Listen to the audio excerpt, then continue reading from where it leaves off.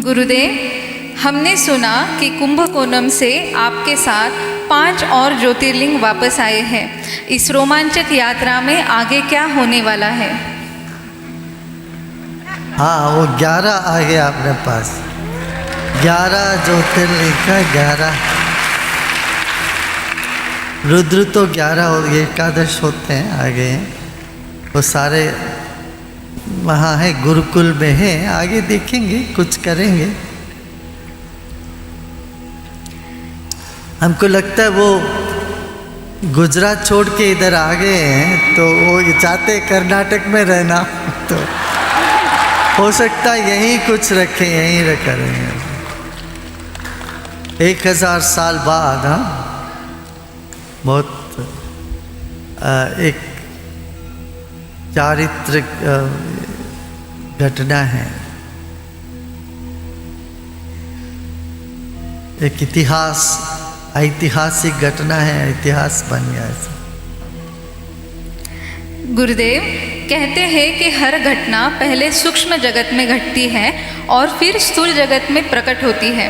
तो क्या यह संभव है कि युद्ध स्थूल जगत में आने से पहले ही सूक्ष्म जगत में शांत हो जाए? यदि हाँ, तो कैसे?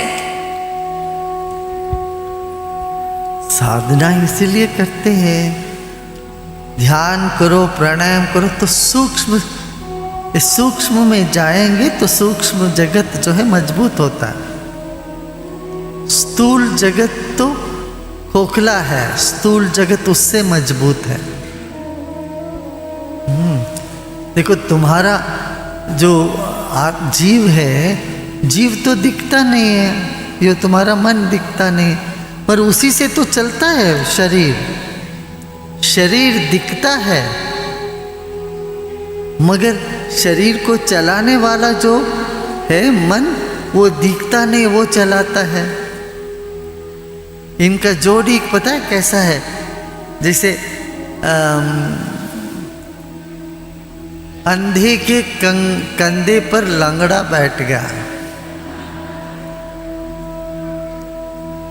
शरीर अंधा है और मन लंगड़ा है, तो मन बिना शरीर के चल नहीं सकता, शरीर बिना मन के नहीं चल सकता, शरीर देख नहीं सकता।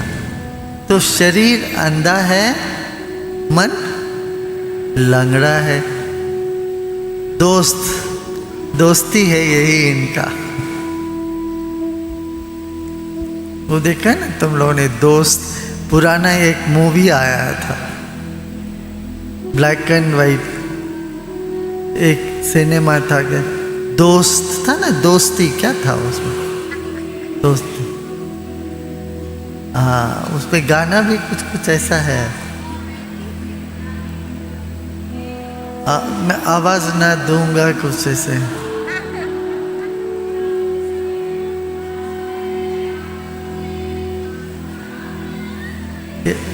भक्ति का ही गाना है वो। चाहूंगा मैं तुझे सांझ सवेरे, तुम्हें चाहूंगा फिर भी आवाज ना दूंगा, ऐसा कुछ है। मैं देखो, उन दिनों वो सब एक बड़ा फिलोसॉफिकल टच था ना इन चीज़ों में। हमारे जो पुराने उपनिषद की बात थी, उसी को लेके चलाया है। अंधे के कंधे पर लंगड़े बैठ गए। दरअसल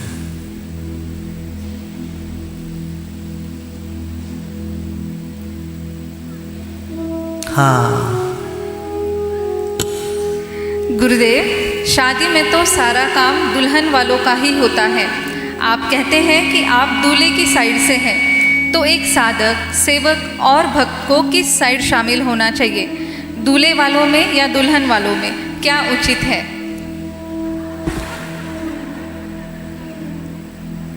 प्रकृति में जो उलझा रहता है वो दुल्हन वाला है, परमात्मा में जो लगा रहता है वो दूल्हे का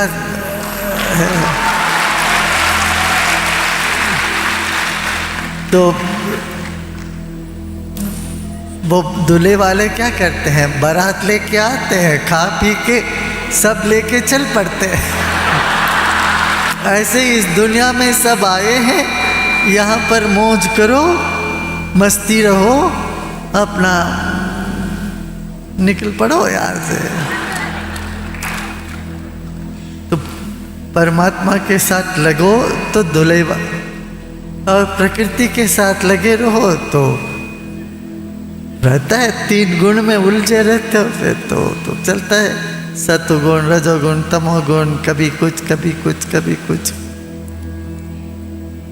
ये उलझन कभी ये समाप्त होता ही नहीं है, होगा नहीं, चलता रहता है। उसका आनंद लेना तो वो भी ले लेना। और मगर दुल्हन वाले तो रोते हैं, जब डोली निकलती है तो दुल्हन वाले रोते नहीं, विदा करना पड़ता है उनको।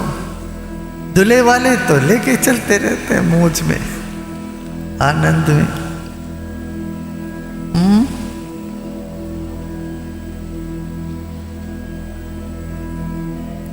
अच्छा देखो, दुल्हन वाले तो फिर विदा तो करनी पड़ेगी तुम्हें, दो विदा करोगे तो रोओगे। बिना रोए विदाई होती है क्या? बिना रोए विदाई होती है क्या? विदाई में रोते नहीं है क्या?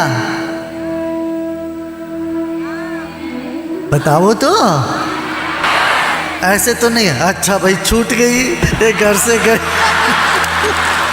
ऐसे तो नहीं बोलते। ऐसे बोलते क्या? नहीं।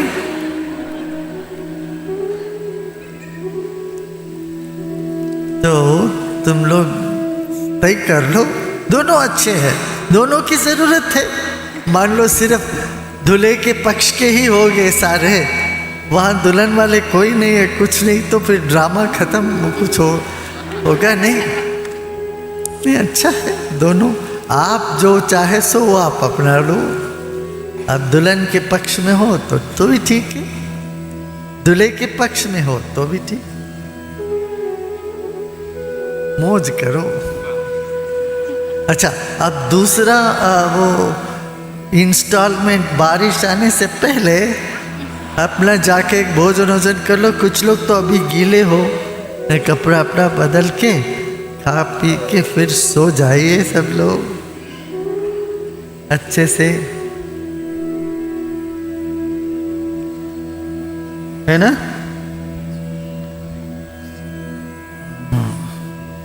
एनर्जेटिक तो लग रहे हैं सब।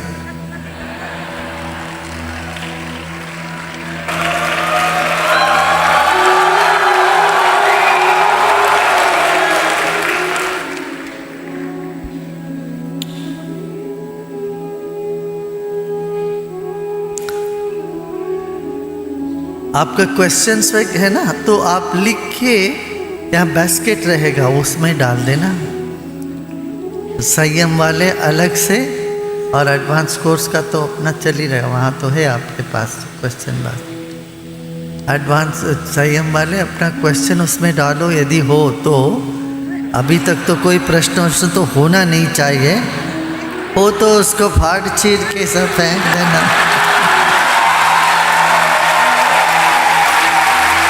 चीर के फाड़ के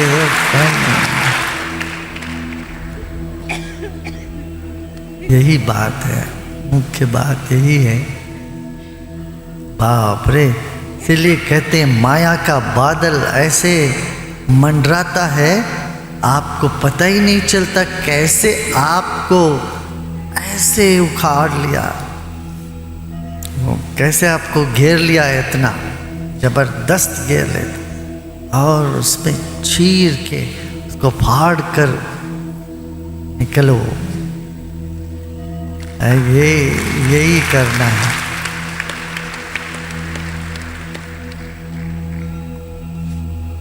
बोलो क्या बात है?